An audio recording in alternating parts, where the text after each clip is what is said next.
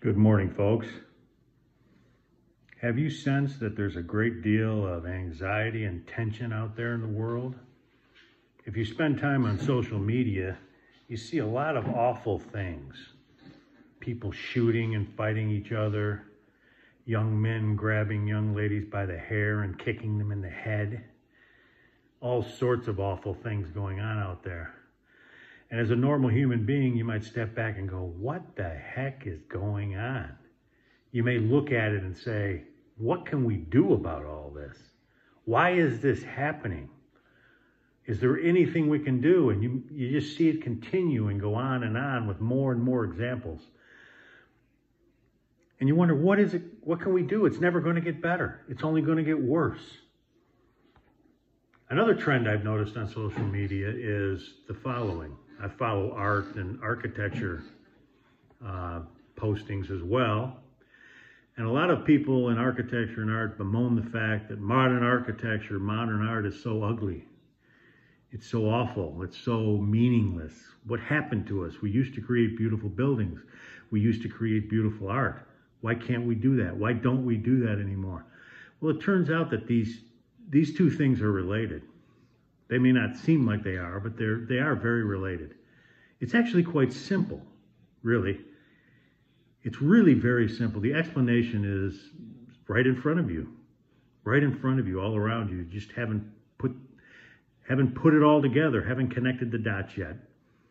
The problem is we live in a society, especially in the United States, that has forgotten about the mystery and sacredness of life.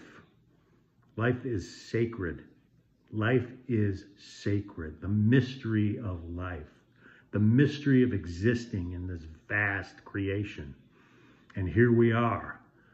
What is all this? We've forgotten about that. And what we've done is we have devalued life. Take a look at our urban areas. Take a look at our society in general. We flood the zone with dehumanizing popular art, drugs, abortion clinics. Life is cheap. That growing life inside your belly is nothing more than human excrement to be extracted and discarded at will. We devalue life. We forgot about its sacredness. So why is it any surprise that is reflected in our art? Our art is ugly, disposable, dehumanizing, because that's who we are.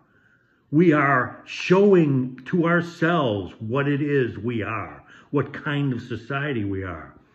And when it comes to what's going on in these urban areas with all these cities and all this crime and all this drug abuse and all these abortions, it's the same thing. It's the same reason. If you broadcast to the world, to the people around you, that life is cheap, that life doesn't matter, life isn't sacred, life is disposable, why would you be surprised when your children behave in that manner, as if life doesn't matter? Why would you be surprised when they engage in self-destructive behavior? It's not a mystery. We've forgotten about the spiritual side of the human race. We've disposed of it.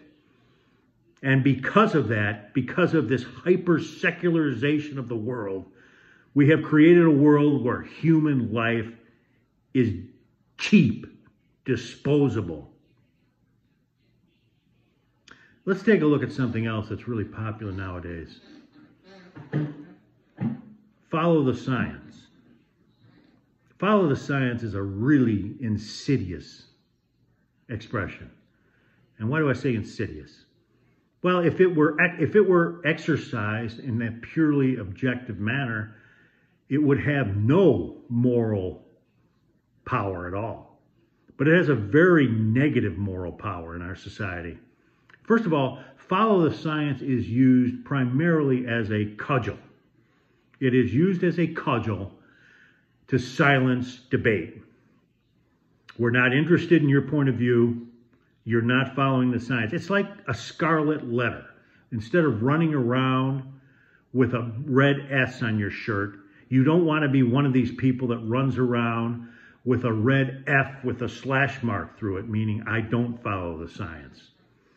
So people claim to follow the science when they don't have a clue about the science because they don't want the scarlet letter. And because of that, they wallow in their ignorance. Here's a test for you. If you claim that you follow, for instance, climate science, just a quick test. My hypothesis is that over 90% of the people who claim to follow climate science don't know anything about climate science. But here's a quick test. I want you to write down right now, spontaneously. Don't go to ChatGPT-4. Don't go to Google. Get a piece of paper and write it down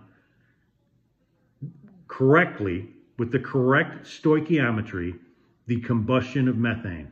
The combustion of methane is a foundational concept in climate science.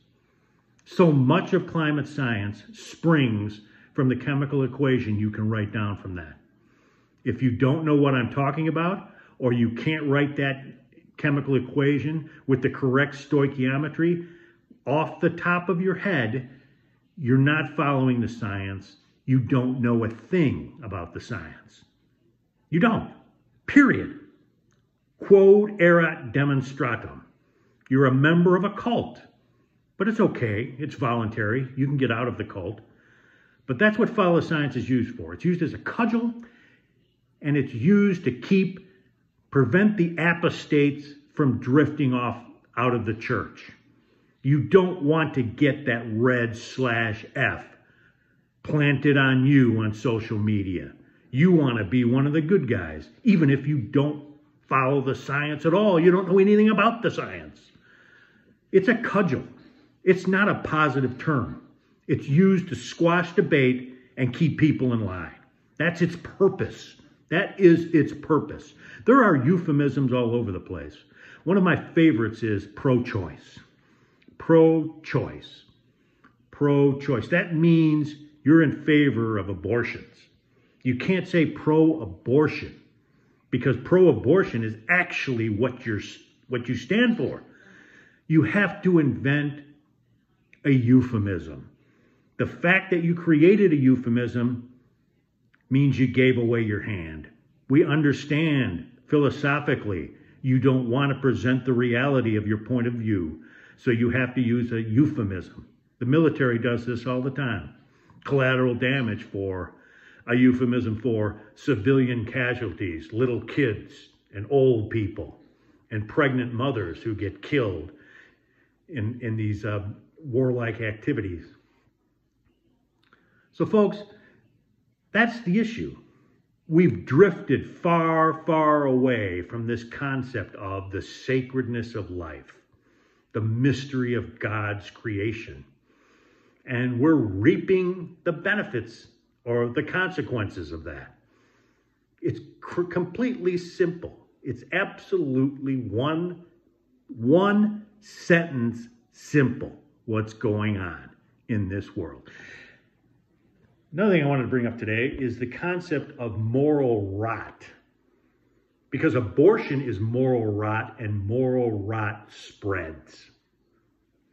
I learned that from this lady, Harriet Jacobs. She was a slave who hid in an attic for years to get away from her tormentors. And she pointed out that slavery, the advocacy of slavery, is a moral rot. And moral rot spreads into other parts of your life. If you embrace moral rot, it spreads. And that's what abortion does. Just take a look at social media. The moral rot on social media is just unbelievable. It proves this principle day in and day out. Abortion leads to moral rot, which leads to devaluing of the human life, which leads to the kind of society we have, where young kids take guns into schools and shoot people up for no reason, because life ain't worth nothing.